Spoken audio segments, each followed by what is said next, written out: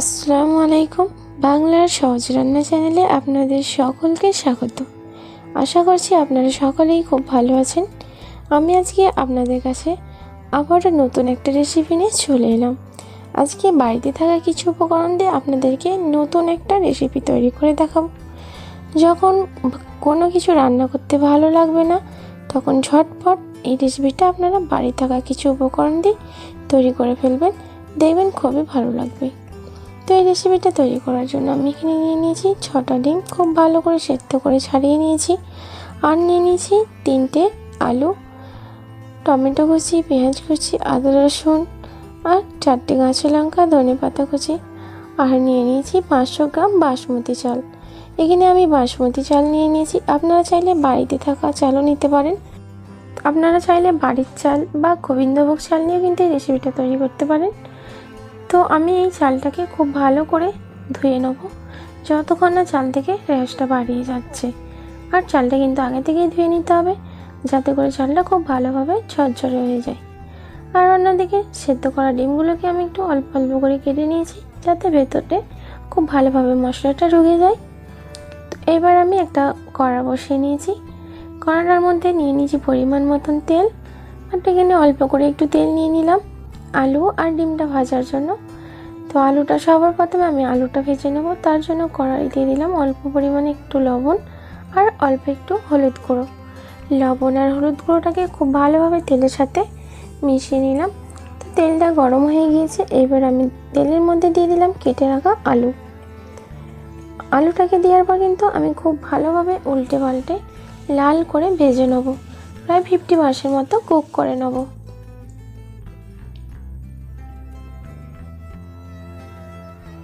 তো কিছুক্ষণ আমি খুব ভালো করে নাড়াচাড়া করে নেব। তো নাড়াচাড়া করে নেওয়ার পর দেখতে পাচ্ছেন খুব সুন্দর করে আমি আলুটাকে লাল করে ভেজে নিয়েছি। আলুটা কিন্তু একদম 50% মতো কুক করা হয়ে গিয়েছে। এবার আমি তেলের মধ্যে থেকে ছেঁকে একটা প্লেটের মধ্যে তুলে নেব।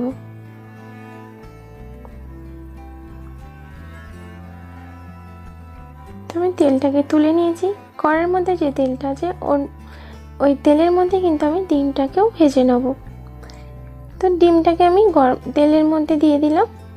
তো ভাজার জন্য আমি ডিমের উপরে কিছু মশলা দিয়ে দেবো। দিয়ে দিলাম অল্প পরিমাণে একটু লবণ আর অল্প একটু হলুদ গুঁড়ো। আমি লবণ আর হলুদ গুঁড়ো দিয়ে কিন্তু ডিমটাকে একটু লাল লাল করে ভেজে নেব।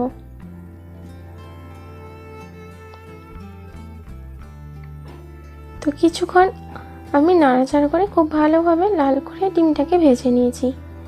ডিমটা ভাজার সময় কিন্তু অবশ্যই চুলার হিটটাকে মিডিয়াম টু লোয়ে রাখতে হবে, বেশি জোরে দেওয়া যাবে না। তো এবার আমি তেল থেকে ছেঁকে একটা প্লেটের মধ্যে তুলে নিলাম ডিমগুলোকে।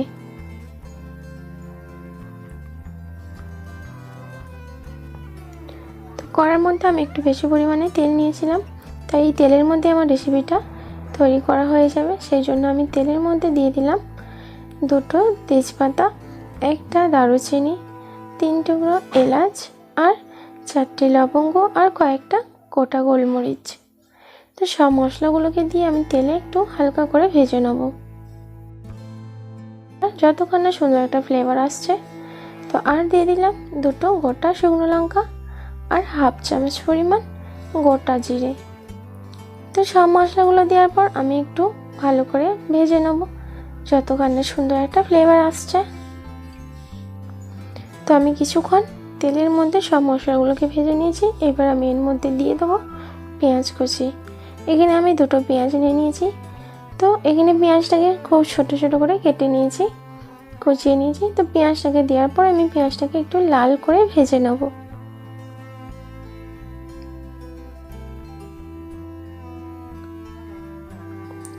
ভালো করে নাড়াচাড়া করে একটু লাল করে ভেজে নিয়েছি। এবার আমি এর মধ্যে দিয়ে দেবো 1.5 চামচ পরিমাণ আদা রসুনের পেস্ট।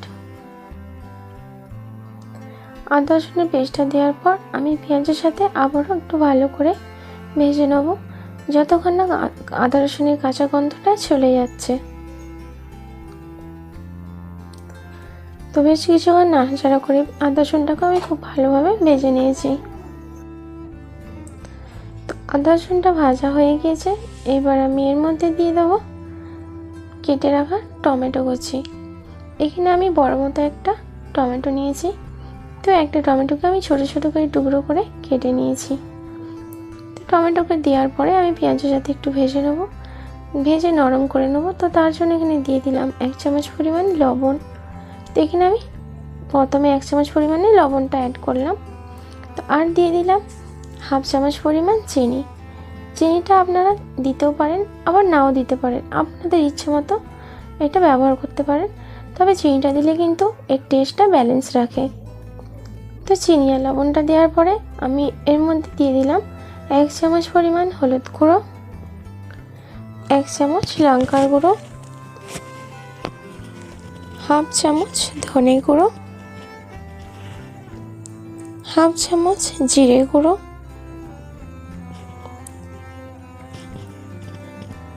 আর নিয়ে নেব অল্প একটু গরম মশলার গুঁড়ো। এখানে আমি সব মশলাগুলো নিয়ে নিয়েছি। তো এবার আমি খুব ভালোভাবে পেঁয়াজ আর টমেটোর সাথে মশলাটাকে কষিয়ে নেব। মশলাটাকে খুব ভালোভাবে কষানোর জন্য আমি এখানে অল্প পরিমাণে একটু জল অ্যাড করে নেব। তো এখানে মশলাটা কষানোর জন্য কিন্তু অল্প পরিমাণে একটু জল অ্যাড করতে হবে, না হলে কিন্তু কড়ার তলায় মশলাটা বসে যাবে। তো সেই জন্য জলটা অ্যাড করার পর আমি বেশ কিছুক্ষণ কষিয়ে নেব। তো 2 মিনিট কষানোর পরে এতে কালার হওয়ার জন্য আমি দিয়ে দিলাম 1/2 চামচ পরিমাণ কাশ্মীরি লঙ্কার গুঁড়ো। তো লঙ্কার গুঁড়োটা দেওয়ার পর আমি আবারও কিন্তু 2 মিনিট খুব ভালোভাবে কষিয়ে নেব, যতক্ষণ না মশলা থেকে তেলটা ছেড়ে যাচ্ছে। তো 2 মিনিট কষিয়ে নিয়েছি। এরপরে আমি এর মধ্যে দিয়ে দিলাম অল্প একটু ধনেপাতা কুচি। ধনেপাতাটা দিলে কিন্তু এই রেসিপির টেস্টটা কিন্তু দারুণ হয় আর খেতেও খুব মজার হয়। সেজন্য এখানে আমি অল্প পরিমাণে একটু ধনেপাতা কুচি দিয়ে নিলাম। ধনেপাতা কুচিটা দেওয়ার পর একটু ভালো করে নাড়াচাড়া করে কষিয়ে নেবো মশলার সাথে।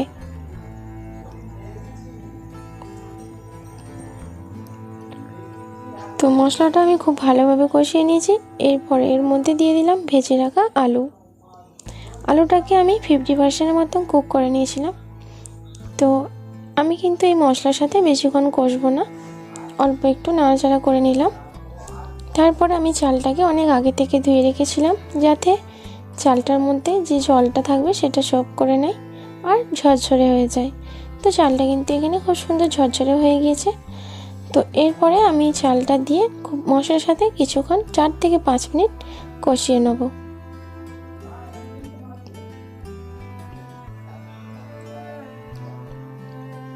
তো এইভাবে নাড়াচাড়া করে আমি খুব ভালোভাবে মশলার সাথে চালটাকে কিছুক্ষণ কষিয়ে নিলাম।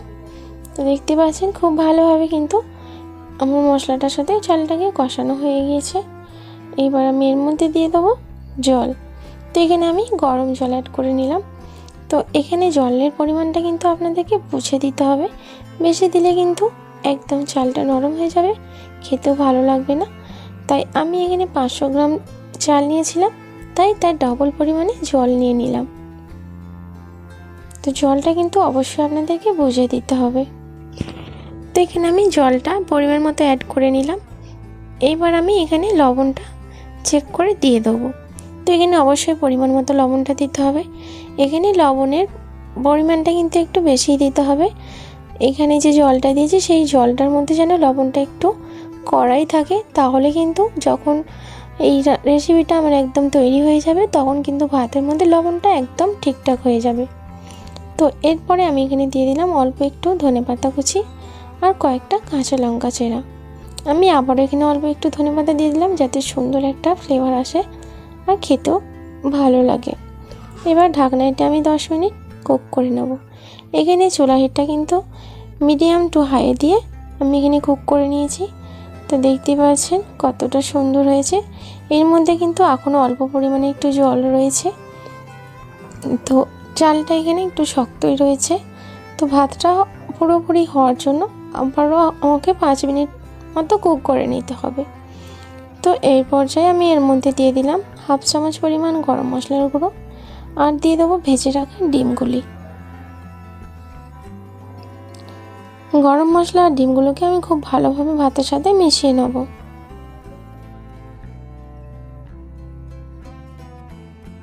গরম মশলাটাকে খুব ভালোভাবে মিশিয়ে নিলাম। তো তো দেখতে পাচ্ছেন এখন কিন্তু আলুটা খুব ভালোভাবে সেদ্ধ হয়ে গিয়েছে। তো এখানে গরম মশলা ডিমটা দিয়ে আমি একটু নাড়াচাড়া করে নিলাম। আমি কিন্তু আবারও এতে কিছু আমার নিজের মতো করে কিছু টিপস ব্যবহার করে নেব, সেটা আপনাদেরকে দেখিয়ে দেবো। তো এরপর এখানে আমি দিয়ে দেবো 2 চামচ পরিমাণ ঘি। তো এখানে আমি 2 চামচ পরিমাণ নিয়ে নিয়েছি। আপনারা চাইলে কমও দিতে পারেন, আবার বেশিও দিতে পারেন, আপনারা আপনাদের পরিমাণ মতো নিয়ে নেবেন। তো ঘিটা দেওয়ার পর ঘিটাকে আমি খুব ভালোভাবে মিশিয়ে নেব ভাতের সাথে। ঘিটা দিলে কিন্তু খেতেও যতটা টেস্ট হয় আর সুন্দর একটা ফ্লেভারও আসে। অসাধারণ লাগে এই রেসিপিটা খেতে। তো ঘিটা মেশানোর পর আমি ঢাকনাটা একদম চুলার হিটটাকে লোয়ে দিয়ে আবারও 5 মিনিট খুব ভালোভাবে কুক করে নেব। তো 5 মিনিট হয়ে গিয়েছে। আমার এই রেসিপিটা খুব ভালোভাবে কিন্তু তৈরি হয়ে গিয়েছে। এর মধ্যে কোনো রকম কোনো জল নেই, জলটা একদম শুকনো হয়ে গেছে আর ভাতটা কিন্তু পুরোপুরি একদম ঝরঝরেভাবে রান্না হয়ে গেছে। তো সবার শেষে আমি এর মধ্যে দিয়ে দিলাম অল্প একটু পেঁয়াজ বেরেস্তা। এটা একান্তই আমার নিজের মতো করে করেছি। আপনাদের যদি ভালো লেগে থাকে অবশ্যই আমাকে কমেন্ট করে জানাবেন, আর আমার ভিডিওগুলোকে লাইক করবেন, আর বেশি বেশি করে বন্ধুদের সাথে শেয়ার করে দেবেন। আপনারা দেখতে পাচ্ছেন কতটা সুন্দর হয়েছে। আলুগুলো কিন্তু খুব ভালোভাবে সেদ্ধ হয়ে গেছে আর ভাতটাও কিন্তু একদম ঝরঝরে হয়েছে। তাই দেরি না করে ঝটপট বাড়িতে তৈরি করে ফেলুন। যখন খুব একঘেয়েমি লাগবে, কোনো কিছু ভালো লাগবে না, বা ব্যস্ততার মাঝে কম সময়ের মধ্যে বাড়িতে থাকা উপকরণ, এইসব উপকরণ দিয়ে ঝটপট বাড়িতে তৈরি করে ফেলবেন, দেখবেন খুবই ভালো লাগবে। এই রেসিপিটা দেখতে যতটা সুন্দর, খেতে কিন্তু অনেকটাই সুস্বাদু বা দারুণ। আপনারা অবশ্যই বাড়িতে তৈরি করে খেয়ে দেখবেন। আমি আবারও বলছি, আপনাদের সত্যি খুবই ভালো লাগবে। তো আজ এই পর্যন্তই আমার এই রেসিপিটা শেষ করলাম। আর আমার চ্যানেলে যদি নতুন কেউ এসে থাকেন অবশ্যই কিন্তু আমার চ্যানেলটিকে সাবস্ক্রাইব করে দেবেন, পাশে থাকা বেল আইকনটি প্রেস করে দেবেন। ভালো থাকবেন, সুস্থ থাকবেন, ধন্যবাদ।